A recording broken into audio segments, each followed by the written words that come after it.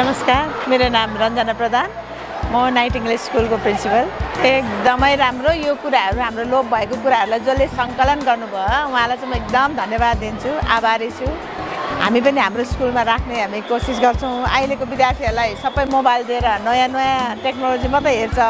पुरानो जति पनि हाम्रो संस्कार संस्कृति यस्ता कुराहरू छन् भने यो कुरालाई मैले एकदम एप्रिसिएट गर्छु। उहाँलाई धन्यवाद दिन चाहन्छु। यस्तो कुरा गर्नुपर्छ। हामीले हाम्रो विद्यार्थीलाई सिकाउनु पर्यो। हामी कस्तो थियौँ पहिला, अहिले कस्तो भयो, हाम्रो घर जग्गा वन कस्तो थियो अहिले। उहाँलाई एकदम मुरी धन्यवाद क्या। म आफै नै चकित भएँ होइन। यति राम्रो लाग्यो, यति खुसी लाग्यो। मलाई असाध्यै खुसी लाग्यो। मैले भनिनँ यो टोलमा जानुपर्छ, स्कुलमा मात्र नभएर स्कुलमा त जानुहोस् होइन, हाम्रोमा पनि आउनुहोस्। प्रत्येक टोलमा गएर प्रत्येकजनालाई देखाउनुहोस् के भिजन। एकजना न एकजनाले त राम्रोसँगले निहाल्छ नि त होइन। त्यही भएर यो एकदमै राम्रो लाग्यो। होइन यो त सहयोग गर्नुपर्छ नि, जसरी भए पनि सरकारी होस् प्राइभेट होस्, हामी नेपाली हो नि, हाम्रो नेपाल हो नि होइन। त्यही कारणले गर्दाखेरि यो त गर्नै पर्छ। यहाँनिर सरकारी प्राइभेट एबिसिडी भन्दा नि हाम्रो नेपाल, हामी नेपाली, हाम्रो संस्कार संस्कृतिलाई हामीले झुल्काउनुपर्छ, गर्नुपर्छ र हाम्रो संस्कार बचाउनुपर्छ।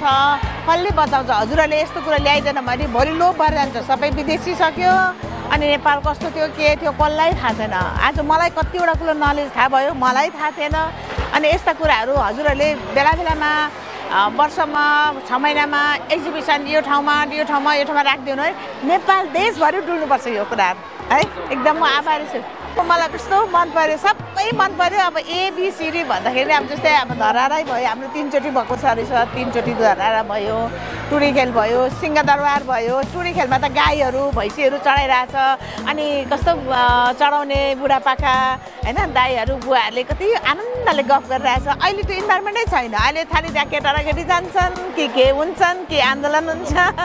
त्यहाँ त कति आनन्द यस्तो इन्भाइरोमेन्टमा गाई चराएर गफ गरेर आनन्दले बसेको थियो। यस्तो राम्रो लाग्यो मलाई है। अनि किर्तिपुरको त्यस्तै, भक्तपुरको त्यस्तै, काठमाडौँको त्यस्तै। न्यु रोडमा बिचमा पार्किङ रहेछ होइन। अहिले त खाँच छ नि। Thank you.